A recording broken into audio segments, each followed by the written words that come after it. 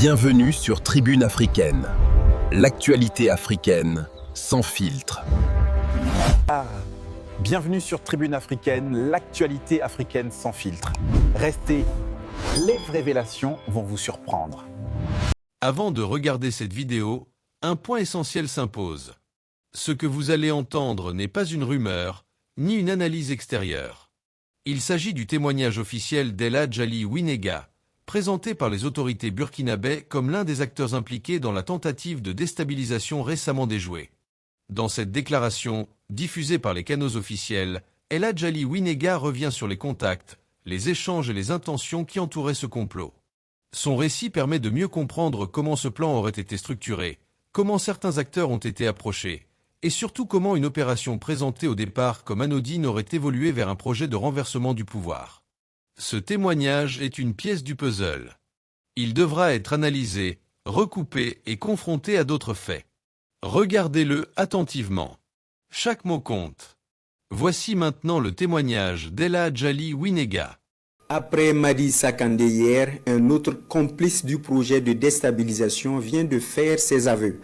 Il s'agit de Ali Ouinega, cité par le premier, et il reconnaît les faits dans ce témoignage. Suivez. Voilà, Ali Ouinega, la commerce. 2023, Mali 5. Madi Sakandé est un anti-guerre de l'Ibatoro. Ametum nan tuya mbol mam to da metam mam nan kel tuya le ameti pour jamjo awani pele don tam tel ti posa ye pour le matin njem da pila na ya bolo mbol ka pa metam wala on wala on wala le tin la tam ni kem to on ti ge na ba le ye bebe e pour le bebe ti la ap pour la miele pour na e ka kwai on le wo pour na wa ma wa e tin la tamam ti yaba wala tam ana kudeta ti yaba la teneba yaba teneba ti man patala neta yaye on tala yamma yemi wula yala wo shalfo ala wo shalfo tum na baza ya ham miktim haratana nakko ndi mula to wala ambola ta tin na tum me hay patin na tum na ba neta si de bola la ta kali kibin bola na la ta pa likta sa le on bola ma tamere al sambol han bol ma haberike tamere le hedi sankan la han bol ta bola pa me to bin yaktawa eta bola na ba men to sonse la han le on ma ha eta na le on shata ma yi bola ma ba ma pa ma ta ma shakne pa me iyo to ne la tuno ai na mo enti kala pundara to ma yoma tuma ha ila son da yati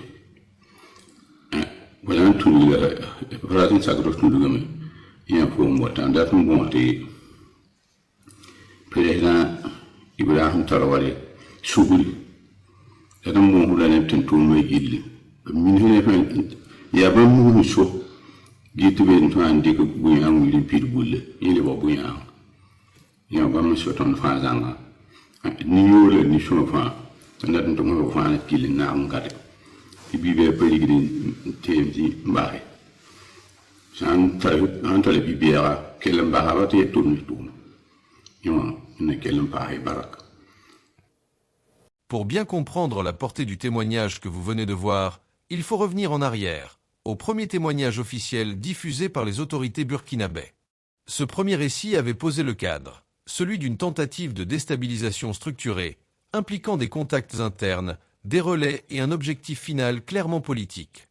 Mais à ce stade, beaucoup de zones restaient floues. Comment le projet a-t-il réellement pris forme? Par quels canaux? Et surtout, comment des individus ont-ils été progressivement entraînés dans ce processus? C'est précisément là que le témoignage d'Eladj Ali Ouinega devient central. Il ne contredit pas le premier témoignage, il le complète. Là où le premier témoin décrivait l'existence d'un plan, Ouinega en décrit la mécanique humaine.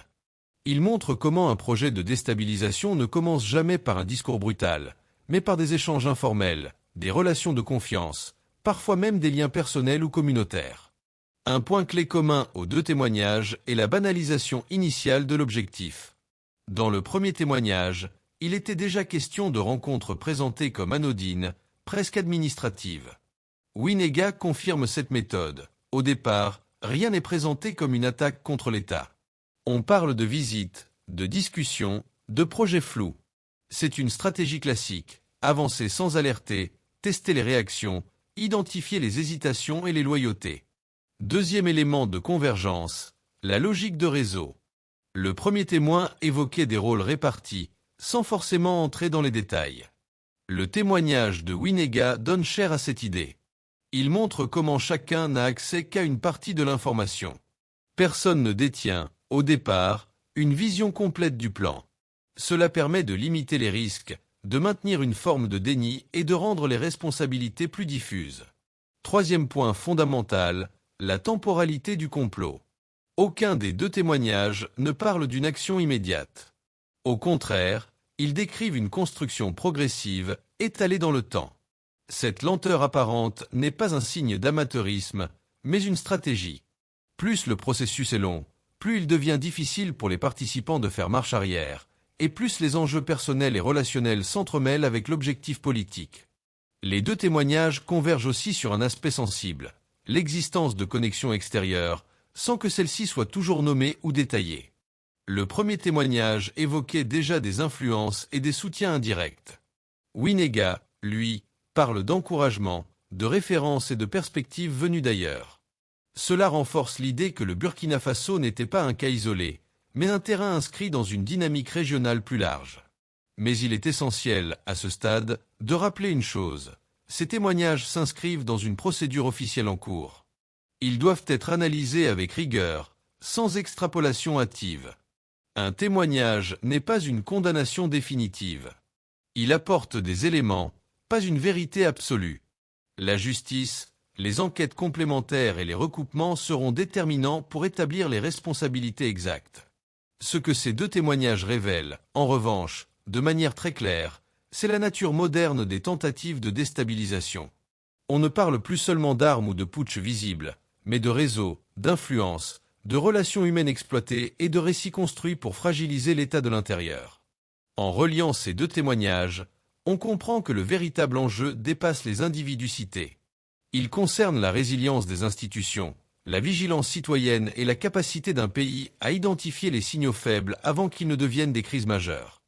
La question finale n'est donc pas uniquement « qui est impliqué ?», mais plutôt « comment empêcher que ce type de scénario puisse se reproduire ?» À Tribune africaine, nous continuerons à décrypter, à contextualiser et à analyser, loin des simplifications et des slogans. Parce que comprendre les mécanismes, c'est déjà renforcer la souveraineté. Merci d'avoir suivi Tribune africaine. Restez connectés pour ne rien rater de l'actualité africaine. N'oubliez pas de vous abonner et d'activer la cloche Copo.